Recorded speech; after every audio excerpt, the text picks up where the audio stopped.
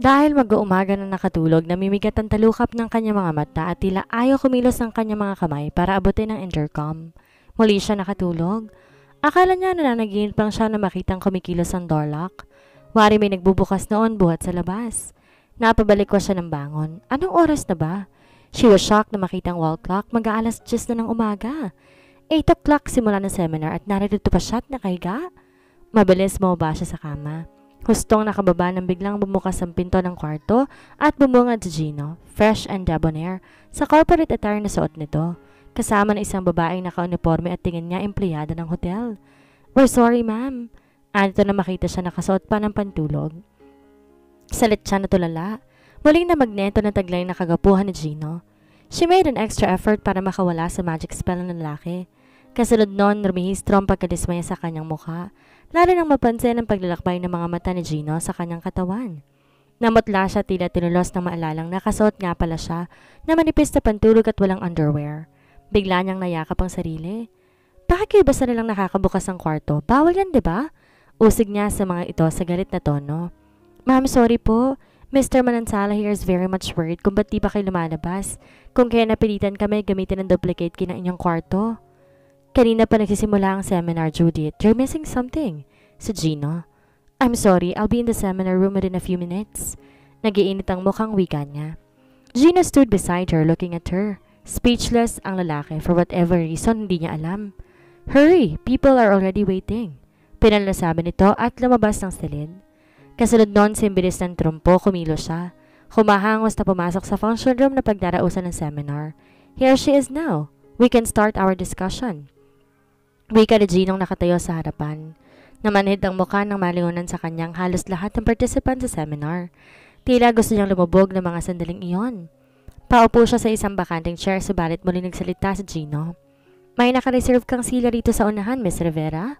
At ubili siya nagtungo sa unahan subalit dahil sa iba't ibang reaksyon ng mga taong nakatunghay sa kanya, pawang larawan ng pagkainip, pikit matang dumiretso siya sa harapan. Naupo sa silang nakalaan sa kanya. And now we can start discussing my subject matter, si Gino. Pigil niyang hininga habang nagsasalita at nagpapaliwanag ito hinggil sa kahalagahan ng computerization sa mga hotel and restaurant. Kung gayon isa siya sa mga speaker, si Gino, kung kaya narito to. Di niya akalain yon. Kung pwede lang hilain niyang oras, sinila na niya. Di ba alas-alis ang hiyang nararamdaman niya sa mga kapwa-delegado. Kanina pa po ba nagsimula ang seminar? Lakas loob talong niya sa isang maedad na babae malapit sa kanya.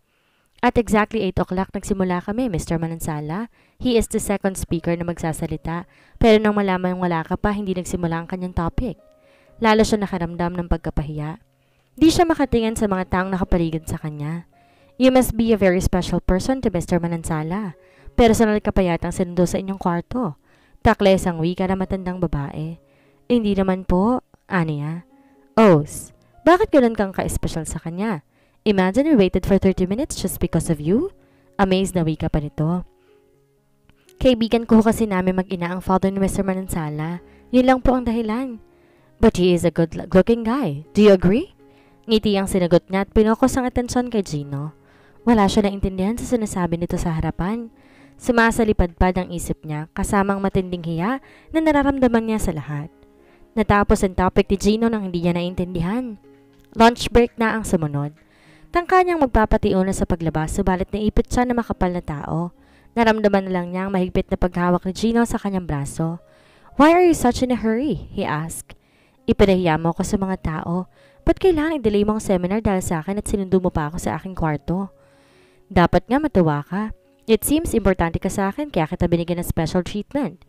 Special treatment? Hindi ako makatingin sa mga taong naririto para sabihin mong special treatment tong ginawa mo sa akin? Gusto ko lumubog sa kanitatayuan kanina dahil sa tindi ng humiliation.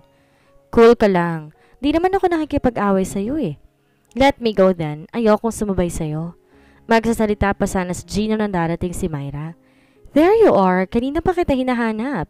Sabay na tayong kumain. Bati nito sa binata. Mauna ka na, Myra. Sa ibang restaurant kami kakain ni Judith. Binalingan siya nito.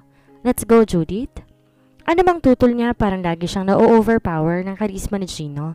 The way she sees it, ang laki ng epekto ng authority nito sa kanya.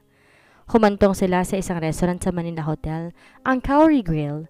Sa kabila ng masasarap na pagkain nasa harapan, pinadaman niya kay Gino ang inis sa pamamagitan ng hindi paggalaw sa pagkain in-order nito. Napansin niya na inis si Gino. "You are so unpredictable." Wika nito at nakasimangot at tinawag ang waiter na nag-serve sa kanila. "Cheat namin." Wika nito.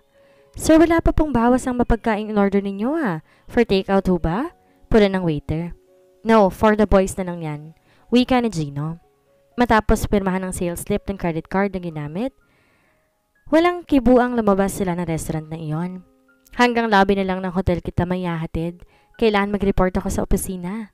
Wala siyang kakibo-kibo hanggang sa pilitan nila ang lobby ng Manila Hotel. From there, iniwan siya ni Gino. Parang isang mainit na bagay na bigla na lang siyang binitawan ng lalaki. Hindi niya na nakita ang mukha nito sa maghapong yon. Last day ng seminar. Nagpa siya siyang hindi natapusin ang huling araw. Ang tensyon at inabot na kahiyan kahapon nagdulot ng kawalang gana sa kanya para umuwi ng maaga. Pagkakain ng lunch, agad siya nag-check out sa nasabing hotel at nagbalik sa Laguna. Gulat na gulat ang ina sa maaga niyang pag-uwi. "Akala ko ba alas 6 ng hapon nang tapos ang seminar ngayon? Bakit narito ka na?" Usisa nito. "Mahabang salaysayin, mama. At ayoko magkwento at baka madismaya lang ako." "Abay, bakit?" "Mama, magre-rest lang muna ako. Kulang na kulang ako sa tulog Sa halip ay sagot niya. Hindi siya kumikibo na mag-report sa kanilang resort kinabukasan. Foul ang kanyang mood.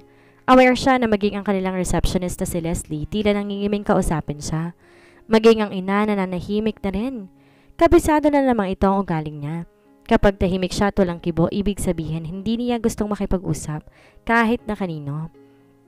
Normal lumipas sa maghapon at hanggang kinabukasan, gayon pa rin ang kanyang mood. Kung hindi siya kakausapin, hindi siya magsasalita. Late evening, isang magarang kotse ang huminto sa tapat ng lobby.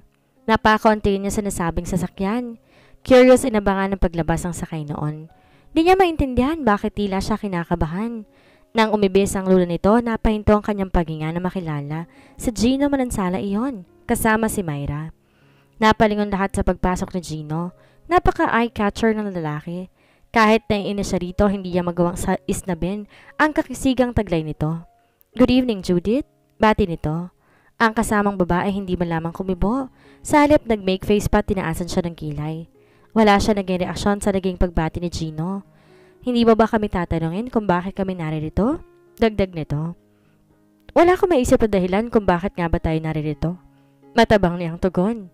"It's because naiwanan mo yung seminar kit sa kwarto mo at pati rin yung important brochures na pinamigay after seminar." Sabad ni Myra. Pangiwi-ngiwi ang babae habang inihihiwalay ang isang makapal na envelope sa mga daladala nito tsaka nilapag sa counter. "And you also have to fill up this form para sa complete direct listings ng mga hotels and restaurants sa buong bansa. You failed to fill this up dahil bigla kang umalis nang di nagpapaalam." Sarkasikong dugong-tong ng babae at nilapag sa harapan ng isang 5-page form. "Kailangan ma-fill up mo yan ngayon, Judith. Kaya kami napasugo dito dahil dyan." Agaw ni Gino. "I think ipapadala ko na lang by mail." Tanggi niya. "Hindi pwede." Mataas ang tonong wika ni Myra. "Kailangan ko yun bukas dahil isasubmit ko sa records committee for compilation. Sulatan mo na ngayon at maghihintayin lang kami." Siya namang nagtaas ng kilay. "I'm sorry kung ganon. Wag lang ninyo isamang sa directory listings dahil ayoko minamadali ako." Pumikse si Myra. "Mahirap palang kausap tong kakilala mo, Gino. We can just tell the seminar committee na hindi siya interesado makipag-cooperate sa group." "I think hindi ganon ang intensyon ni Miss Rivera, Myra. Mabuti pa ako na lang maghihintay na matapos ang form na to. Papahatid na kita ngayon din sa driver at magpapabalik na lang ako bukas ng umaga. Pero, trust me, madadala ko si bukas sa mga papeles na kailangan mo." Giit ni Gino. At walang paalam, hinila nito ang nakasimangot na si Myra papalayo. Nagpahabol pa na masamang tingin ng antipatikang babae bago sumakay sa kotse ni Gino. Siya naman hindi nakapagsalita sa bilis ng mga pangyayari. Lalo pa nang lumapit sa counter si Gino. Kinausap si Leslie at nag-check-in for 1 day sa kanilang hotel. "I hope bukas ng umaga po pwede ko nang makuha ang form na yan." Sarkasikong wika sa kanya bago tumalikod ang headed to the stairs patungong second floor. Nang mawala ito sa kanyang harapan, pinasadahan niya ng tingin ang hawak na form. Isa-isang sinulata ng mga kailangang impormasyon at wala pang 15 minutos na tapos siya.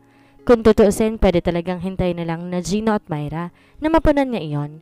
Kaya lang trip niyang manginis. Ang kaso siya yatang naisa ni Gino Nagigilty pa siya ngayon dahil kailangan pa ng lalaki magstay na isang araw sa hotel para lang sa form na to. Nag-iisip siya kung tatawagan si Gino sa room nito para humingi ng sorry, pero nagbago siya ng isip. Kasalanan niya. Sinabi ko ba magpunta siya rito? Nakalabing wika niya sa sarili. Naghahanda na siya para matulog, natapos nang ma-audit niya ang mga transactionist ng ospital para daw na ito sa 10 o'clock in the evening. Huwag ka muna nga alis hanggang di dumarating ang karelyebo mo ha, bili niya kay Leslie. Paglakas ng counter para magtungo sa kanyang quarter, siya namang pagbaba ni Gino. Bagong paligo at muli siyang nagmaneho ng magic spell na dala-dala nito. Di niya makayang deadmahin ang lakas ng sex appeal ng lalaki at naparilisa ang buong sistema niya. Good timing pala ako. Pwede na siguro kitang anyayahan na saluhan ako sa isang late dinner. Wala ka nang idadahilan para sabing may ginagawa ka pa. Si Gino. I'm sorry pero matindi ang naging pagod ko sa maghapon eh. I have to sleep early for tomorrow's work. Nararatal na dahilan niya. Hindi mo ba ako mapagbibigyan kahit ilang sandali lang? Naging patient ako, hintayin ka para i-fill up ang form na kailangan ni Myra. I am expecting na magiging patient ka rin saluhan ako for late dinner tonight. Napabuntong hininga siya at nakokonsensya. Iniisip niya, customer is always right. Okay, can you wait for me for a few minutes? I will just refresh myself. Seryosong wika niya sa lalaki. My pleasure. Malapad ang ngiting sagot ni Gino. Nagdudumali siyang pumasok sa kanyang private room. Sa hotel na iyon at madali ang nag-shower. Walang tigil ang kalabog ng kanyang puso. Hindi yun ordinaryong tibok lamang. Pakiramdam niya tila gustong lumabas niyon sa kanyang dibdib. Nang lumabas siya, fresh na fresh siya. Wear a casual powder blue dress and a pair of white sandals. Wow, you're so lovely in that dress, Judith. At lalo ka palang maganda kapag walang makeup. Natural na natural. Lihim siyang natuwa sa papuring tinanggap pero hindi siya na-entertain.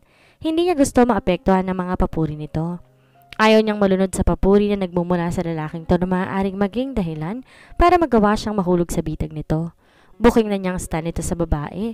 At sa palagay niya nais lang siyang ibilang ng lalaking to sa koleksyon. Mapapahiya ka sa sarili mo, Gino Manansala. Kung may binabalak kang lokohin ako, mabibigo ka lang, she said to herself. Sabalit nung alalayan siya ni Gino patungo sa dining area ng hotel, gumapang kilabot sa kanyang buong katawan. She wanted to ignore it but it seems hindi ganun kadaling baliwalain ang tensyong nararamdaman niya sa hinang nearness ng lalaki. Sa table for two siya iginiya ni Gino.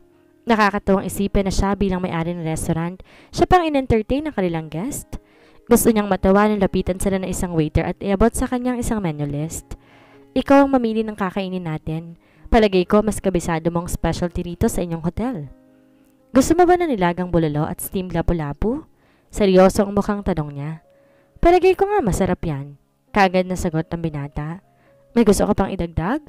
I leave everything to you. Siya nagbigay ng order sa waiter at ilang sandali pa'y nawala na to sa kanilang harapan. Namayani ang katahimikan. It seems na ubusan na sasabihin sa isa't isa hanggang dumating na mga in-order na pagkain. Pinaiiral ba ninyo sa restaurant na ito ang policy na customer is always right? Sa wakas, nagsalita si Gino. Most of the time, kapag tolerable naman ang demands ng customers. And what I'm doing is one of those tolerable demands ng isang customer. Gayon ba? Anak ka ni Mr. Manansala. Isa yan sa malaking dahilan kung kaya pinakahirapan kita na maayos. And I believe magandang treatment niya sa aking papa, kaya willing-willing siya sa lugar na ito. He is a good customer of ours, and he's a very good and well-respected man. The way I look at it, masyadong paghanga mo sa aking ama. Naiba ang mukha ni Gino. Hindi lang ako, maging ang aking ina malaki ang paggalang sa iyong ama. Ginagantihan lang namin ang kabutihan niya sa amin. Do you really like older men? Prangkang tanong nito. Tanong na hindi siya makahanda para sagutin. Anong ibig mong sabihin? Nakapagtataka hanggang ngayon wala ka pang boyfriend. Maybe you're looking for someone older than your age? Not exactly. Di ko palang nakakita si Mr. Right. There is no such thing as Mr. Right, Judith. Walang perfect na lalaki. I believe ang mahalaga sa isang relationship pagkakaroon ng mutual love and feelings for each other. Not for me. Mahalaga rin sa akin ang karakter at katapatan ng isang lalaki. Hindi pwede puro puso lang ang gagamitin dahil deceiving ang puso. Pwede ka ipahamak nito. Love can be dangerous and can be painful kapag hindi ka naging maingat. Wow! Ganyan pala katindi ang paninindigan mo sa pag-ibig. So, posible palang umibig ka talaga sa isang maedad na lalaki. Nasawa na sa pagiging womanizer at ang hinahanap isa ng permanent relationship? Maybe I can go for an older man. Kung sa kanya ba talaga titibok ang puso ko? Just like my father? Bunsod na lalaki sa kanya. Nahinto siya sa pagsubo sa narinig. Why not? Kung sa kanya lang ba ako mapapaibig? Napahalakak na malakas si Gino. Seryoso ka ba? Can you imagine yourself kung sa isang kaedad ng aking papa ka mapaibig? 10 years from now, mag-aakay ka na isang matandang uugod-ugod. I think it's none of your business anymore kung mangyayari ngayon sa buhay ko. I would rather have that situation 10 years from now kesa naman magkaasawa ko na isang lalaking walang kasiyahan sa isang babae at sasaktan ng aking puso. Mariing wika niya na pinatutungkulan niya ay mismong sa Gino. Patungkol ba yan sa akin? Hamon ng binata.